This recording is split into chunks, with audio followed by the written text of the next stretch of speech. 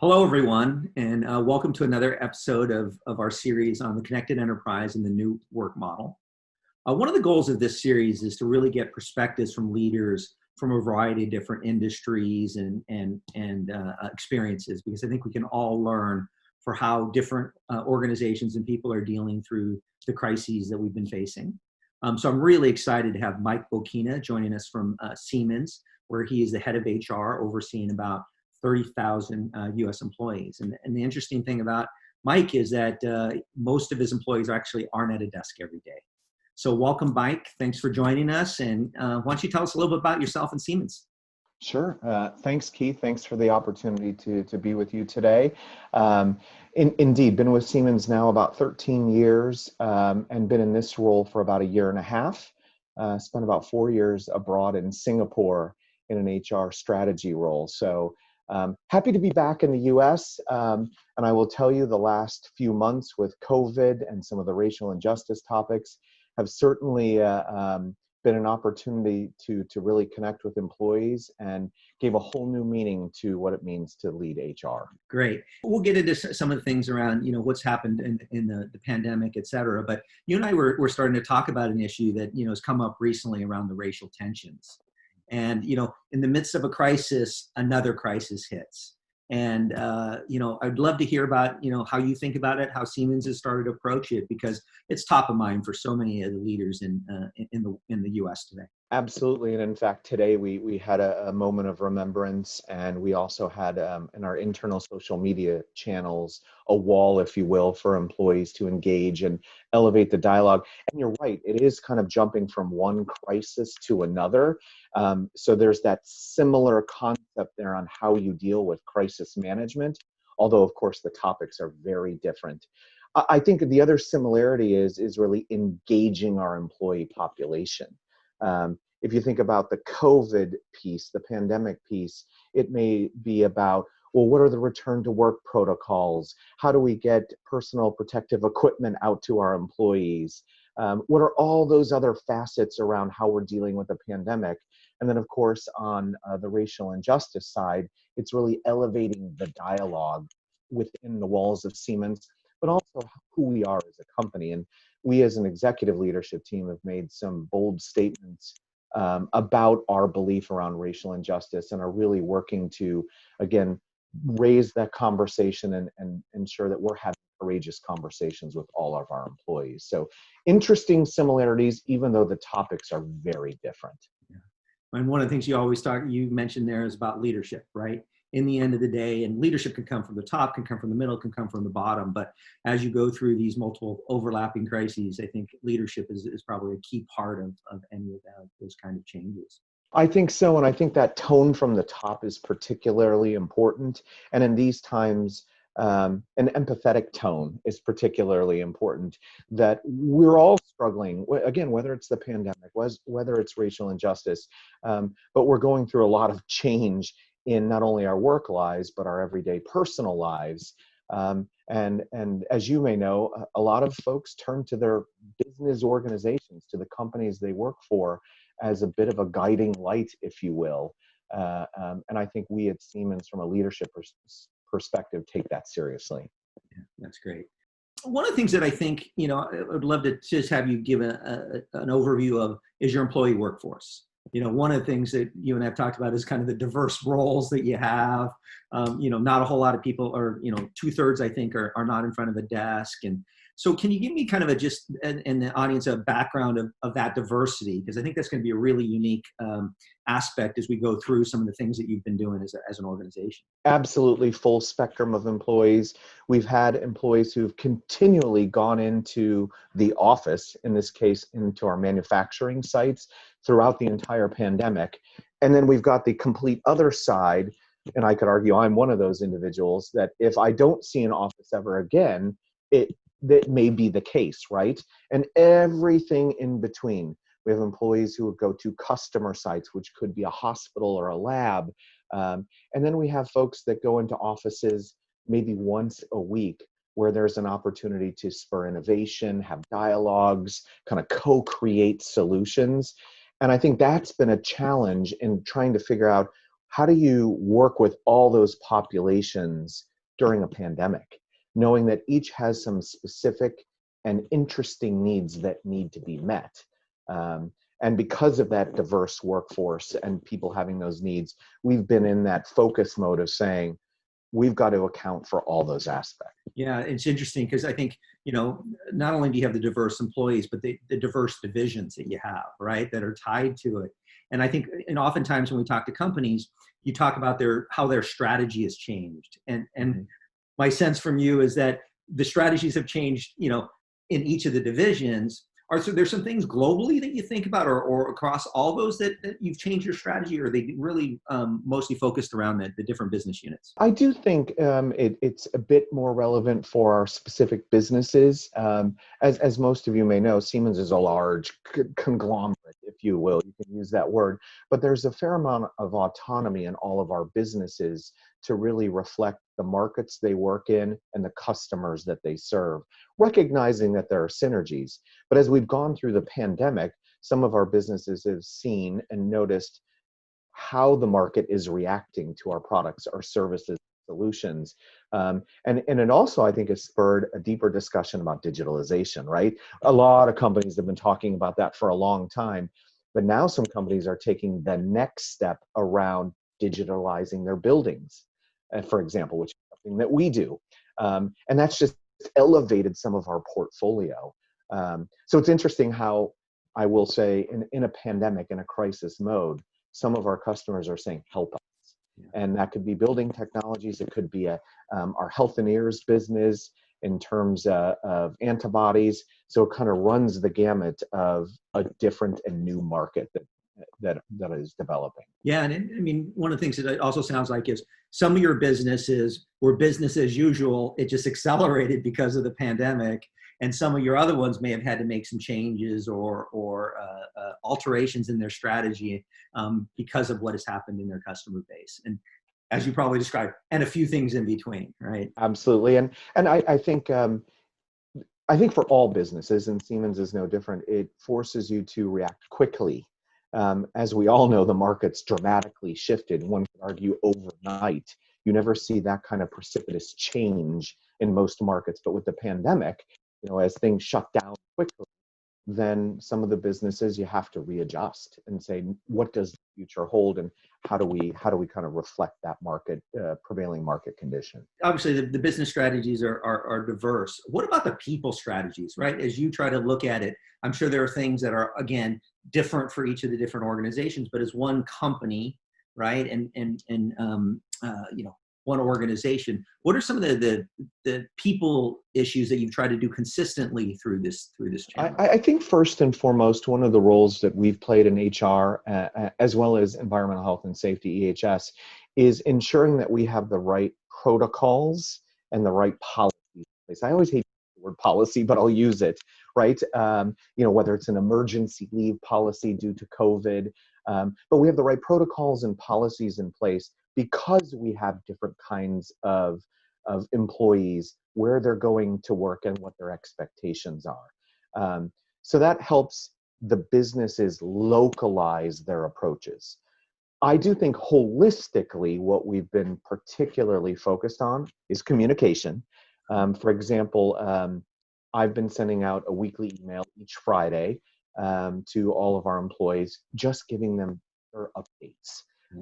And talking a little bit about if there are state local regulations, how Siemens is handling that, what our stance on wearing masks may be, what our return to work protocols look like, to keep everyone well informed and to give that overarching guidance that we as a leadership team are on it. And I do think the feedback I've received from our employees is this helps settle us. It gives us a centered view of Siemens caring about us. And now we recognize, whether we're in Grand Prairie, Texas, or we're in Buffalo Grove, Illinois, we'll localize it, but there's a plan. So you get that overall communication, then the protocols that follow. And I think then a lot of the topics become local. And so when you think about that in terms of the communication you're doing weekly, were you doing anything weekly to the whole company before that? No. What was your cadence? Yeah, no, I mean, in reality, not much at all. Barbara Humpton, our CEO, obviously would communicate out on special topics as they would come up. And then, quite frankly, a lot of the leaders of our businesses were regularly communicating to their employees. But since this became really a Siemens US issue, that kind of spurred us into action to have that voice, if you will, from a central point to talk to all employees. So it was a bit of a change, going from not regular communications to people really counting on at least every Friday, seeing Mike Bokina coming up and saying, "Here's my update. Here's my guiding light, if you will, to understand what's happening from a COVID perspective." Yeah, that's an interesting topic that I'd love to delve into a little bit, because I think there is that idea of kind of a centralized high level message. But in an organization like yours, you do have to localize it for the different places, right? Because certainly every county has a different perspective. And you Right. used a term that I really liked during one of our discussions about microcultures. And so if you think about how you take this overarching message, then apply local policies and protocols and laws, and then the cultures. How do you think about that? I mean, is it really like the rest of your team out there, or how do you think about making that effective? Yeah, maybe I'll point to an example, and I'll use Atlanta as a great example where we have a number of sites. And even within some of our sites, we have what's called zebra sites, which means we have different businesses maybe on the same floor, who may have some fundamentally different views on return to work, right? If you're a software engineer, maybe it's no rush, but maybe in another business, it's, well, let's try and have a couple days back in the office where we can do some co-collaboration and innovation. We think there's value there. I think from my viewpoint, what we do is we pull together, whether it's the HR community, the EHS community, or the leaders in those sites, to basically talk about what is it that you want to do and what are the cultural ramifications of that. And it does either help substantiate what those microcultures are, or it starts to recreate them. And I think, Keith, that's where we've also had a deep focus, is arming our HR business partners who are on the ground with the right kinds of, I'll say, frameworks and tools from a cultural perspective. What does performance management look like? How do you have dialogues with your employees where some are now working from home permanently?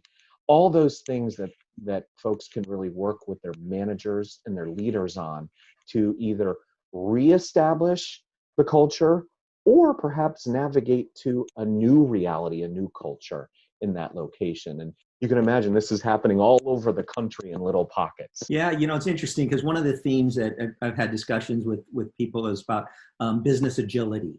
And I think if you're really thinking about business agility, it is not just the leadership, but it is the managers and the people who actually have to translate these strategies in a very quick way for their different locations, their different employees. And it sounds like Siemens was already set up a little bit that way as a conglomerate with all of their different pieces. Are there any things that you do additionally, process-wise or strategically, to make that more effective? Because I think that's something we can all learn.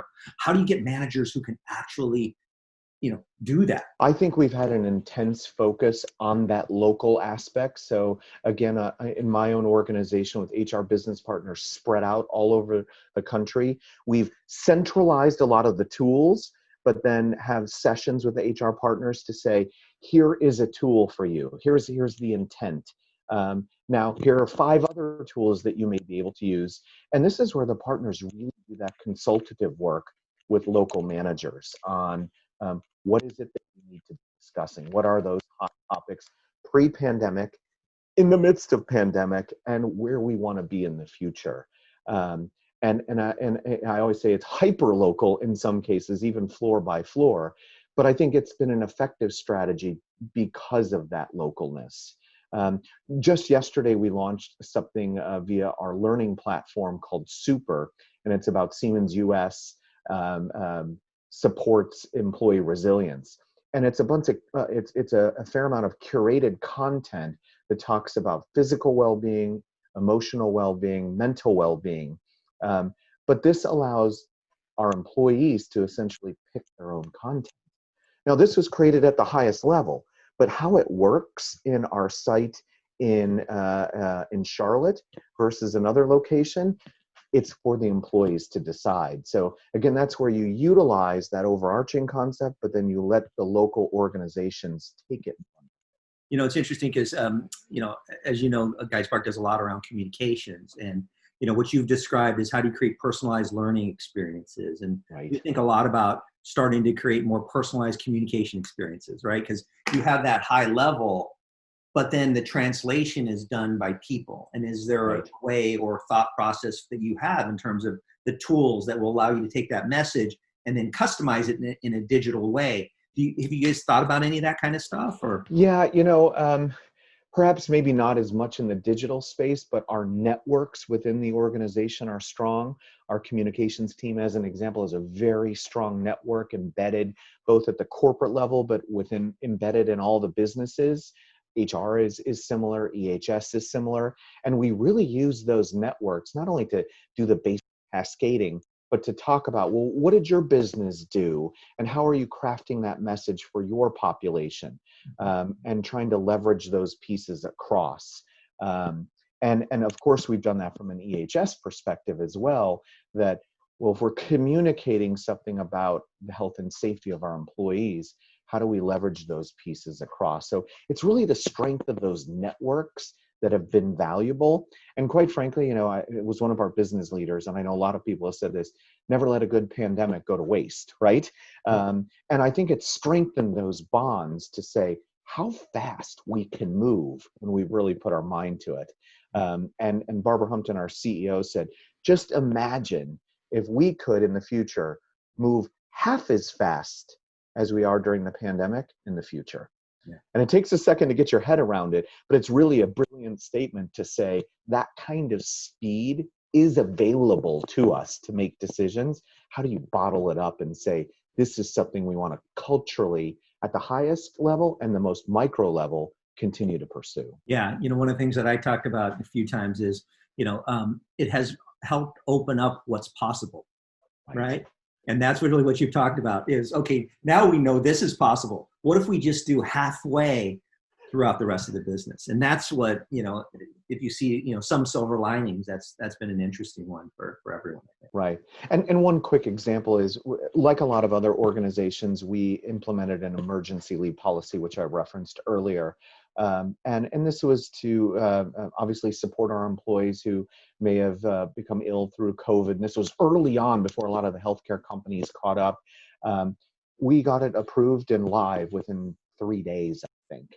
And typically that could take months to kind of go through all the right channels, but we knew we needed to act immediately. And again, that speed and that level of collaboration, fantastic. Now I want to shift a little bit just to kind of think about, this next phase. And, a lot of people may call it the return to work. I think in your case, you had workforces that actually never stopped going to work because they weren't in offices. But, as you think about the next 6 to 12 months, if you had, what is your number one challenge that you think you're going to be focused on and dealing with?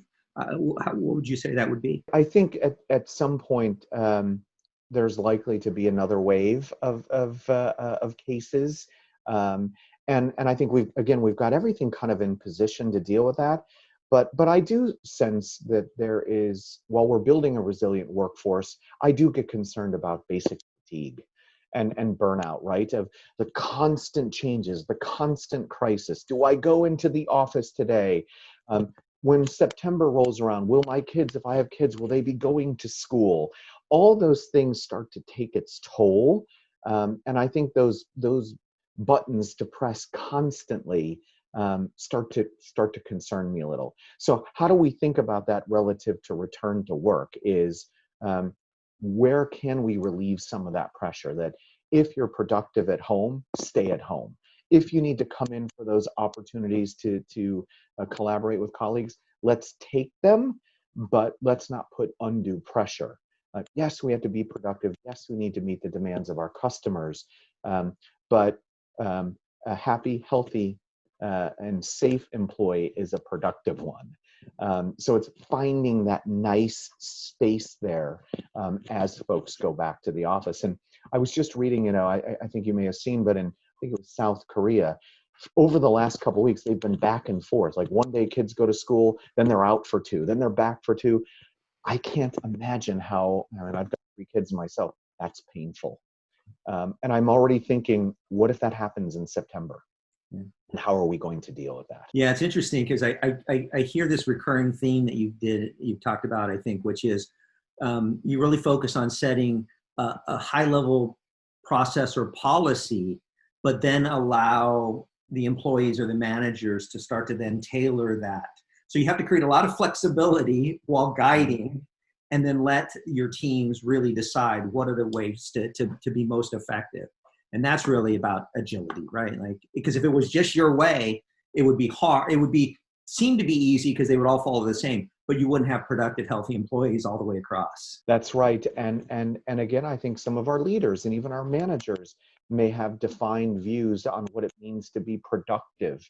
But some of those norms have completely shifted, where we've had to have productive employees sitting in their homes, their apartments.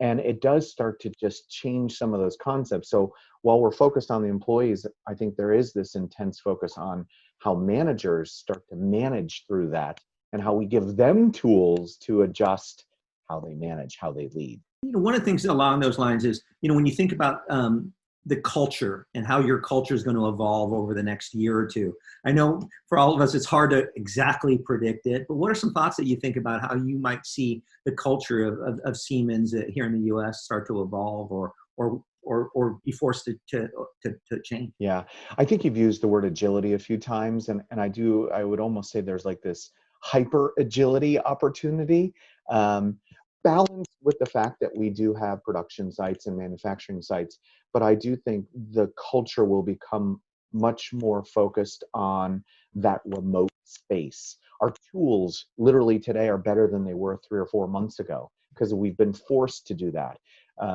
Just to keep people productive. And that starts to lead to new ways of working. So I think that hyper agility is one direction our culture is going in. And even getting down to some basics about how we meet, right? Is a 2-day meeting in a location? I think it still needs to happen in a lot of ways, but do we do it every quarter like maybe we used to? I'm even thinking about it from my own leadership team where we meet every week now for about a half an hour just to check in. Yeah. Is that the new mode for having an HR leadership team meeting? Perhaps it is. And that helps drive, I think, that hyper agility as well. That it's not, I'm sitting in a room for 2 days, the world's passing me by as we're sitting in that room and hearing about topics that may have happened 3 months ago, but we waited to talk about them. So I think that whole notion of speed, agility, and the moment starts to really play into that culture of saying there's no better time than the present to make something happen. Yeah, the other term I use a lot is what you've described as really a change-ready organization. Like the speed of change is just here, and it's going to continue. And so, how do you create the change-ready organization? And so, I think you've outlined a lot of things that I think a lot of people wouldn't have known about, particularly as you think about Siemens as this big, huge conglomerate. But how does it really effectively work within these kinds of scenarios? Right. So I want to finish off. I always like to finish off around, some things where you can speculate on, maybe the future. So what's the future office of Siemens? I think we had a discussion about what's the point of an office. But what are some thoughts around what's the future office might look like for some of your employees? We'll certainly evaluate our real estate footprint, like all organizations are. I won't declare success yet on what virtual working quite means, and I do think a high percentage of our population still wants to go into the office and be face-to-face and have those water cooler conversations, as long as they're not all touching it at the same time. But I think from that viewpoint, to me, the future of the office is that space where you come in and create. Is it that space where you hide in the corner and peck on your computer? Maybe not. Maybe not. Or if you're doing that, it's because you've just come out of an ideation session where you want to get some things down and start moving on it. So I do think that office space where you come in to see colleagues, have those conversations, to have dialogue and drive product development, solution development, and then go back wherever you need to kind of make it happen. And that's a bit of a twist. The destination called the office has a new meaning. So that's what I foresee in the future. Does it mean every single Siemens location will be like that? Of course not. But I think we'll be thoughtful about how to use that office space and for what purpose it's there for. Well, that's actually, I think, a fantastic way to end. I think, the real discussion we've had around some of these kinds of changes in agility and the redefining of an office. That's one thing that I think is really interesting. Is the office I think you also could have said it might not be a physical space, right? And so this is great. Mike, I really appreciate the discussion today. Thank you very much. Any last things you want to leave for the audience? Perhaps the last thought here is, first off, thanks, but also as we entered both COVID as well as more recently the piece on racial injustice, I've said this in a couple other places, there's no definitive playbook, right? But I do think solid communication and leaders stepping up is one of the key aspects of kind of getting through any crisis. And I'm really proud of how Siemens and the leadership team has come together to handle both. And I do think that has helped give a level of comfort with our employees and to know that we care. And I think that's step one in kind of how you deal in that crisis moment. So thanks for the opportunity to share my insights about Siemens. No, thank you very much. Really appreciate it.